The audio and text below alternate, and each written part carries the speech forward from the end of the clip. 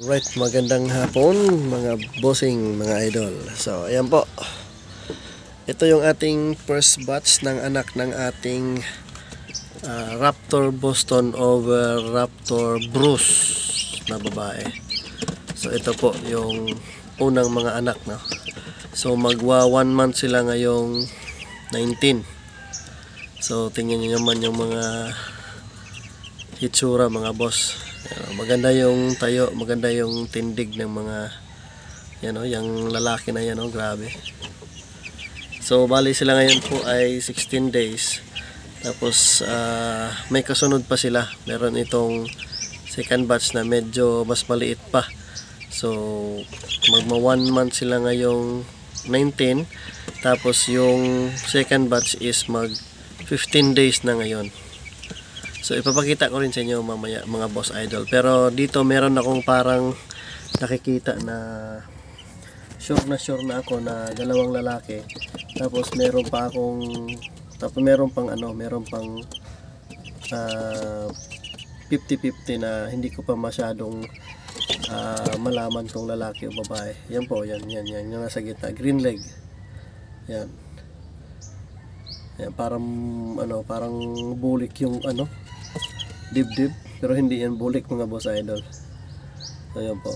So dalawa yan, ganyang kulay. So makikita ko yan siguro mga 1 month and a half. Doon natin makikita kung ano ang gender nilang dalawa. Pero meron akong sure na dalawa na lalaki. So pakita ko naman sa inyo yung second batch nito mga boss idol. Bago pala yun mga boss idol, ito yung may babae tayo dito bago, ayan o. Yung bloodline naman ito mga boss is Golden Boy cross Raptor sweater. Ayan po.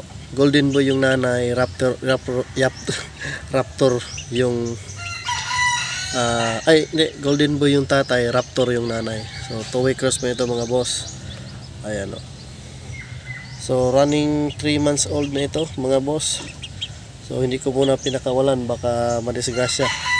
Pinag-iisa lang. Maganda ang katawan nito mga boss, talagang bata pa lang yung kanyang balikat is lutaw na. Kaya magandang babae ito. Anyways, malalaman pa naman natin yan mga 5 to 6 months para malaman talaga natin na maganda yung kanyang pangangatawan. So meron pa tayong mga ilang buwan para makita yan. At ito naman yung ating second batch ito mga boss. Pakikita ko sa inyo. Alright, so ito yung ating second batch mga boss idol. Tapos so marami po ito. Ito po ay 13 piraso. Ayan po. So meron ditong 8 piraso na Raptor sweater over Boston. At meron ding sa Raptor Bruce. So 5 yung sa Bruce, 8 yung sa Boston. So magkasabay kasi yung napisa to mga boss idol, no. So napisa sila May 2 napisa. So ayan, pinagsama ko na lang sila. Tapos puro healthy naman yan mga boss, ayan o. Yun. Sisiyo ko lang talagang na. Mahangin kasi mga boss, kaya ayan, hindi sila sanay sa cellphone. Pero ayan po, dito tayo sa kabila kumuha para mas makita natin mga boss.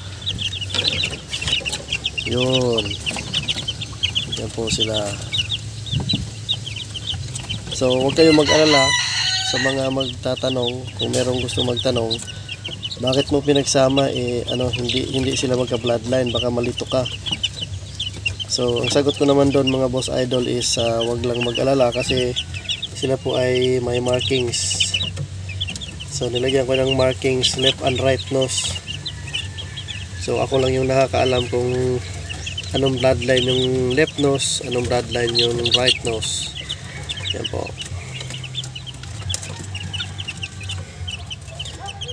Yan.